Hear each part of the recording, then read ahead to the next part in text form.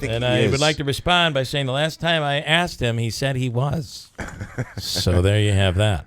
Later on in the hour, we're going to talk to Bob Knoll, the superintendent of schools at New Hartford. Their vote is up today, and they have a capital project vote that has had a little controversy along with it. And we'll speak with Bob Knoll coming up. Also, interested in becoming a real estate agent, Bill and Robin Monjo coming up in a second from River Hills. They have that seminar coming up tomorrow night. We're going to talk to them as well. Right now, Stephen Wells is running for Congress in the 22nd Congressional District, which is being vacated by Richard Hanna.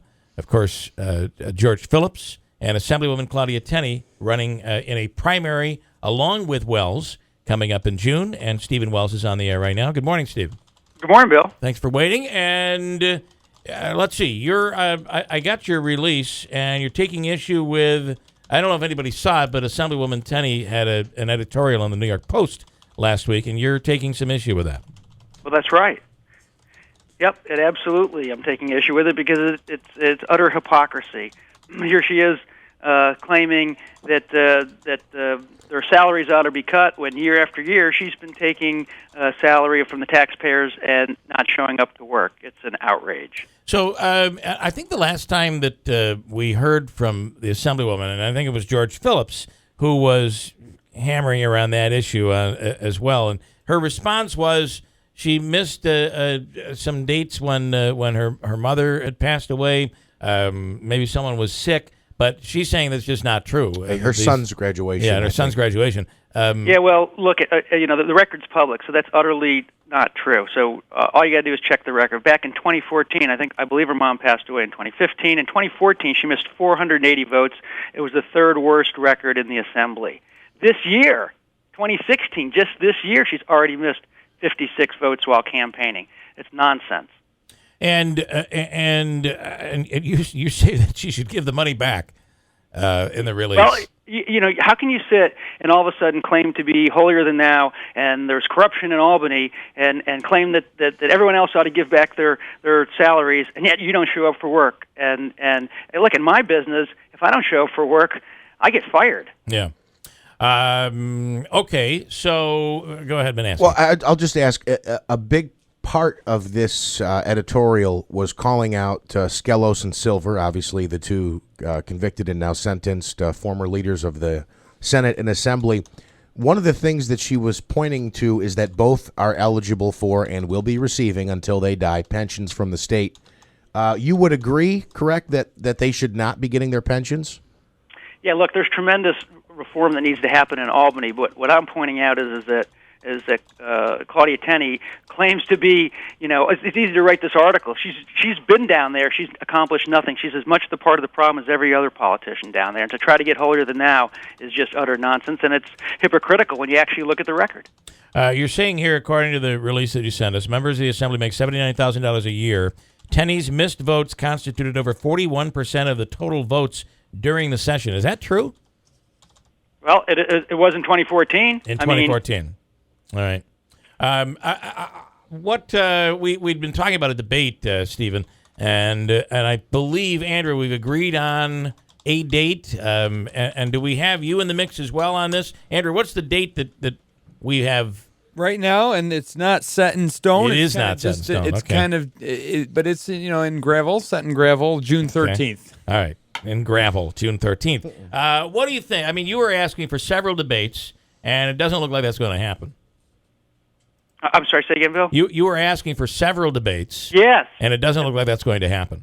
Well, that's sadly that's true. I've called for anytime, anywhere debates. I called for 8 of them at least, and they seem to be delay. I mean, I don't know why we got to wait another month to start debates, because I want to point out our records, and my record is one of accomplishment in business and creating jobs, and one of accomplishment is never lost a jury trial as a prosecutor, and compare it against her record in Albany. Yeah.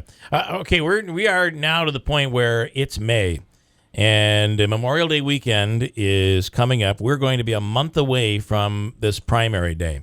I know that commercials have been running, but in the recent poll, and I know it was put out before you guys really entered the race, or maybe it was right after you entered the race, but the polling that Claudia Tenney had done showed you in third place. and her with a pretty commanding lead over both you and George Phillips.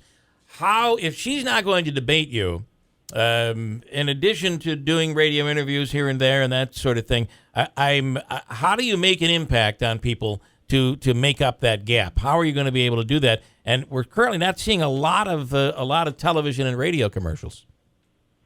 Yeah, so first of all, the poll was before we even started. Okay.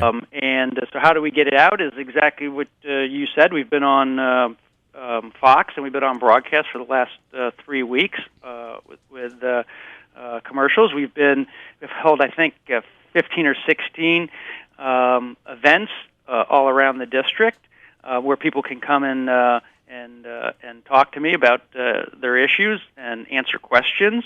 And we'll continue to do these kinds of things. So, I appreciate being on your radio show, but it's really it's just one component of a way to reach the voters. And have you considered if now both you and George Phillips have expressed an interest in debating and several debates? Assemblywoman Tenney is saying because of her assembly schedule, she's unable to do that, and I know that you would certainly comment on that based on the content of your release. But have you considered? I mean, is there a chance of a debate between you and George Phillips, and you just go forward and leave Claudia Tenney out of it? Well, I don't know. Look, I don't care. I've called for any time, anywhere debates. It's kind of like the Iran deal that was supposed to be anytime, anywhere inspections, and it didn't happen. So I'm certainly happy to debate. There's no reason. I think that's a big excuse.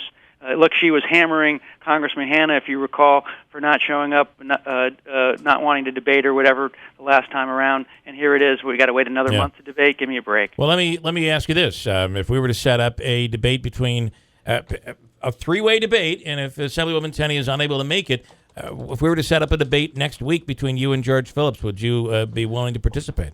Sure, I don't have any problem to participate whatsoever. I think that the sitting assemblywoman in Albany. Let's see if she actually shows up for work this year.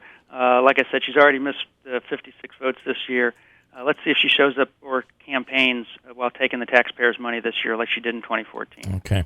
All right. Well, listen, Stephen, we appreciate your time. Let's see what happens. I'll have Andrew see what he can organize, and if we can have both of you in as opposed to just one of you, maybe we learn a little bit more. So let's see what happens. Great. Stephen, thanks so Bill. much. I appreciate it.